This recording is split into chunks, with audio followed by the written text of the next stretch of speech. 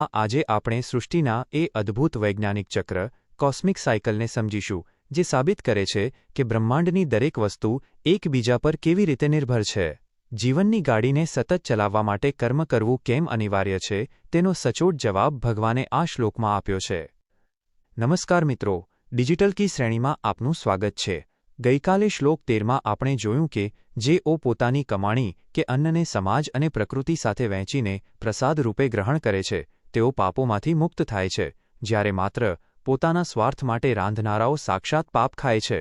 આજે આપણે જોઈશું અધ્યાય 3 શ્લોક 14, જેમાં ભગવાન શ્રી કૃષ્ણ સમજાવે છે કે અન્ન, વરસાદ, યજ્ઞ અને કર્મ વચ્ચે શું સંબંધ છે અને આખી સૃષ્ટિનું પૈડું કયા આધારે ફરે છે. 1. સંપૂર્ણ સંસ્કૃત શ્લોક.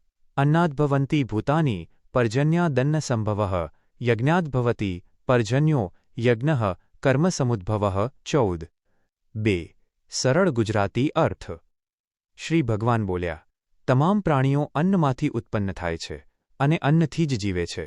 અન્નની ઉત્પત્તિ વરસાદથી થાય છે, વરસાદ યજ્ઞથી થાય છે અને યજ્ઞ નિયત કર્મો કરવાથી ઉત્પન્ન થાય છે. 3 અને 4 પ્રશ્નો અને તેના ઉત્તરો. 1. તમામ જીવો કે પ્રાણીઓ શેના આધારે જીવે છે? જવાબ: અન્નાત. અન્ન અને ખોરાક દ્વારા તેમનું પોષણ થાય છે. 2. અન્નની ઉત્પત્તિ શેનાથી થાય છે? જવાબ: પર્જન્યાત. વરસાદ અને યોગ્ય વાતાવરણથી. 3. વરસાદ આવવા પાછળનું મુખ્ય કારણ શું બતાવ્યું છે? જવાબ: યજ્ઞાત. યજ્ઞની ભાવના અને પ્રકૃતિના સંતુલનથી. 4. યજ્ઞ શેમાંથી ઉત્પન્ન થાય છે? જવાબ: કર્મસમુદ્ભવઃ. મનુષ્યો દ્વારા કરવામાં આવતા કર્તવ્ય કર્મોમાંથી.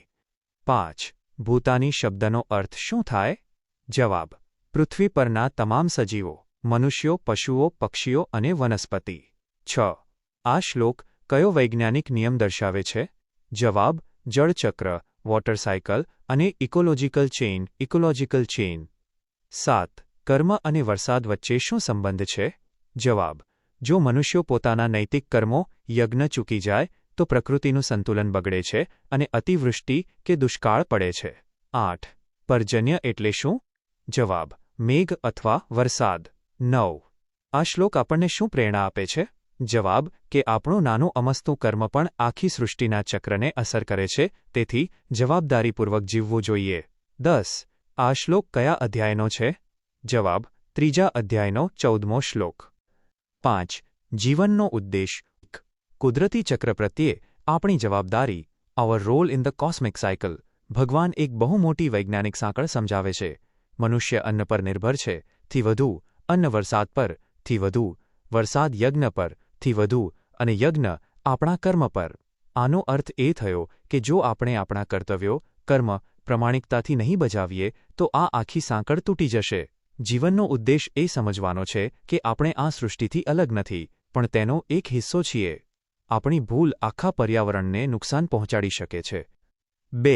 વ્યાવસાયિક કુશળતા જ સાચો યજ્ઞ. Professionalism as a Holi sacrifice. અહીં યજ્ઞનો અર્થ માત્ર હવનકુંડ નથી. જ્યારે એક ઇલેક્ટ્રિશિયન, વાયરમેન કે ટેકનિશિયન પૂરી સુરક્ષા અને વફાદારી સાથે પાવર ગ્રીડ કે ફેક્ટરીનું વાયરિંગ કરે છે, ત્યારે તેનું એ નિયત કર્મ સમાજને અંધકારમાંથી પ્રકાશ તરફ લઈ જવાનો યજ્ઞ છે. જીવનનો ઉદ્દેશ આપણા વ્યવસાયને માત્ર પૈસા કમાવવાનું સાધન ન ગણતા તેને સૃષ્ટિચક્રને વેગ આપનારો પવિત્ર પુરુષાર્થ માનવાનો છે. 3. પરસ્પર નિર્ભરતાનો સ્વીકાર. એક્સેપ્ટિંગ ઇન્ટરડિપેન્ડન્સ. દુનિયામાં કોઈ પણ વ્યક્તિ એવો દાવો ન કરી શકે કે હું એકલો જ બધું જ કરી શકું છું. આપણે અન્ન માટે ખેડૂત પર, વરસાદ માટે કુદરત પર અને સુવિધાઓ માટે ટેકનોલોજી પર નિર્ભર છીએ. જીવનનો સર્વોચ્ચ ઉદ્દેશ અહંકાર છોડીને આ પરસ્પર નિર્ભરતા, ઇન્ટરડિપેન્ડન્સનો સ્વીકાર કરવાનો છે. જ્યારે આપણે આ ભાવ સાથે કામ કરીશું, ત્યારે આપણા દરેક કાર્યમાં સમાજ માટે આદર અને સેવાનો ભાવ આપોઆપ ભળી જશે. નિષ્કર્ષ. ટૂંકમાં. 1. સૃષ્ટિની દરેક કડી એકબીજા સાથે જોડાયેલી છે. અન્નથી જીવ અને કર્મથી સૃષ્ટિ ચાલે છે. 2. મનુષ્યનો પુરુષાર્થ અને નૈતિક ફરજો જ પ્રકૃતિના સંતુલનને જાળવી રાખે છે. 3. જવાબદારીપૂર્વક નિષ્કામ કર્મ કરવું એ જ બ્રહ્માંડના ચક્રને ગતિશીલ રાખવાનો એકમાત્ર માર્ગ છે. આવતીકાલના શ્લોકની પૂર્વભૂમિકા. આવતીકાલે આપણે જોઈશું અધ્યાય 3 શ્લોક 15, જેમાં ભગવાન આ ચક્રને હજી વધુ ઊંડાણપૂર્વક સમજાવતા બતાવશે કે કર્મોની ઉત્પત્તિ બ્રહ્માજીથી થઈ છે અને બ્રહ્માજી અક્ષર બ્રહ્મ પરમાત્મામાંથી પ્રગટ થયા છે, તેથી સર્વવ્યાપી પરમાત્મા હંમેશા યજ્ઞમાં પ્રતિષ્ઠિત રહે છે. ડિજિટલ કી સાથે જોડાયેલા રહો. આવતીકાલે ફરી મળીશું રાત્રે 8 વાગ્યે. જય શ્રી કૃષ્ણ.